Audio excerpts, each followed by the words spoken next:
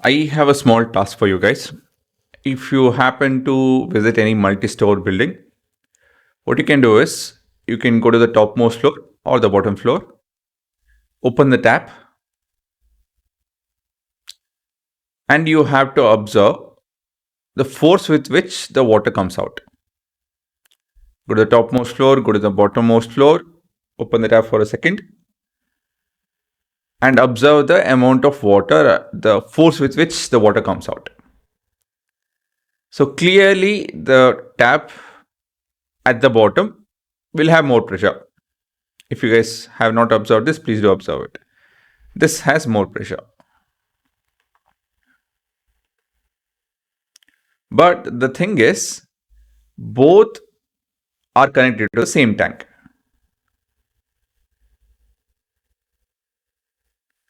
Now the question is, why is that? How is this possible? How is that two taps which are connected to the same tank, same pipe and everything, and the water that's coming out, of course, it's the same thing. So why is that you see a difference in pressure? Okay, guys, so that's the question. This is explained by something called as Bernoulli's principle. This can be explained by something called as Bernoulli's principle, and that's what we are learning over here. So first thing is we need to understand the energy possessed by a flowing water. Any fluid actually, it not be water, it can be any fluid. So what kind of energy will a flowing water or any fluid contain? Say I have a pipe.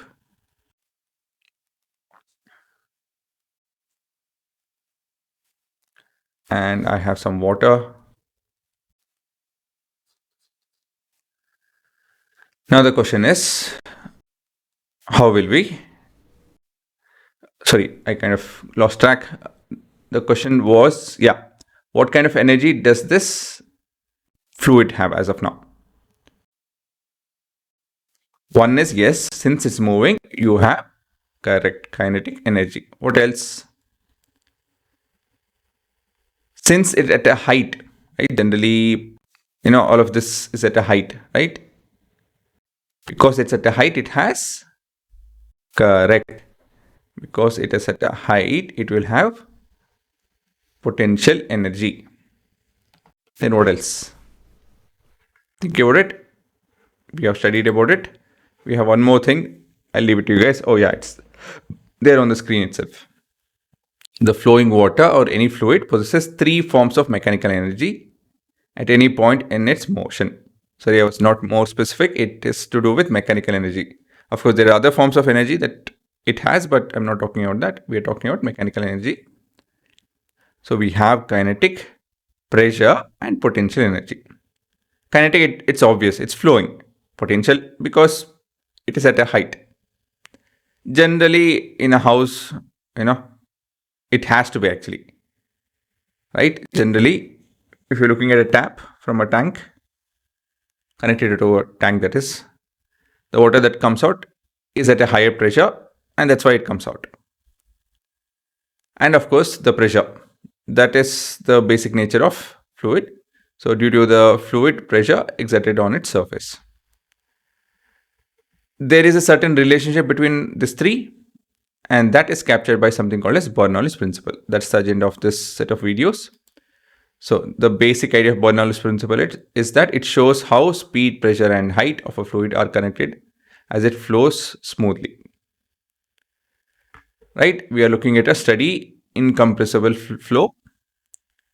Again, ideal scenario. That's what we're looking at. So you have a picture over here. So you have water that is coming out. If you have seen this in movies or serial or wherever it is, the water in this space will be way faster than over here. Here it will feel it's calmer, but the same amount of water is coming in and out. It has to be so, right? You guys can understand the math over there. You guys know the concept. It's common sense also actually. Forget about concept and all of that. It's common sense. So if that is happening, but here if it feels calmer, there has to be something. So that is what we are trying to understand. And the statement, Bernoulli's principle states that for any ideal fluid, again, ideal, right? Incompressible and all of that. Undergoing steady flow, the sum of its pressure, energy, kinetic energy, and potential energy per unit volume remains constant along any single streamline. So all of these conditions has to be satisfied. And if it's so, you will be able to write this particular equation actually. So for steady incompressible streamline, flow of density, that is the liquid's density, it's rho between 0.1 and 0.2. So basically, if I take a particle from around 0.1 and particle around 0.2, then this mathematically, you can see the pressure, and this expression is what? Yes, that expression is your kinetic energy, and this expression is your potential energy. So pressure plus kinetic energy plus potential energy will be equal to pressure plus kinetic energy plus potential energy. Okay, yes. So this is how mathematically it would be. Pressure plus kinetic energy plus potential energy plus pressure plus kinetic energy plus potential energy. Where have we seen this? Sum of energies and kinetic energy plus potential energy. Where have we seen that? Yes, conservation of energy. So we are able to explain using two universal laws, that is conservation of mass. We just studied about that. Right? Whatever comes in has to go out. Technically, if I have to let new volume of liquid in, the same amount of volume has to go out. Conservation of mass and conservation of energy. So using these two, we'll be able to explain this. So using conservation of mass, a fluid must keep the same amount of fluid every second. Again, remember there are certain conditions. Condition being that you have steady flow and all of that. So in a narrow section, the fluid speeds up so that the old water moves out quickly to make room for the new water. Right? We have seen this. New water coming in from the wider part, or vice versa. Other way is also true. Using conservation of energy, as the fluid moves, its pressure, energy, kinetic energy, potential energy adjust so that the total mechanical energy per unit volume stays constant. We have seen this in our previous grades, right? When we are doing gravity chapter, I hope you guys remember all of that. And there's a last thing to look at. That is P stands for pressure, half rho V square is your kinetic energy per unit volume. Rho Gs is potential energy per unit volume again. This is a density expression. So total energy per unit volume stays constant. Okay, so there are other expression also if you guys are interested. So energy type, kinetic energy, pressure and potential energy per unit mass, per unit weight and per unit volume. So according to what we are looking at, if you're looking at per unit mass, every kg, then your expression will change to V square by 2 P by rho G into Z. Okay, Z being your height and all of that. Or GH, you guys can consider that. Since M is 1, MGH, in MGH, M is 1. So we have GH over here. Okay, so you guys are big enough to understand this. And if I do have a small set of video explaining this formula.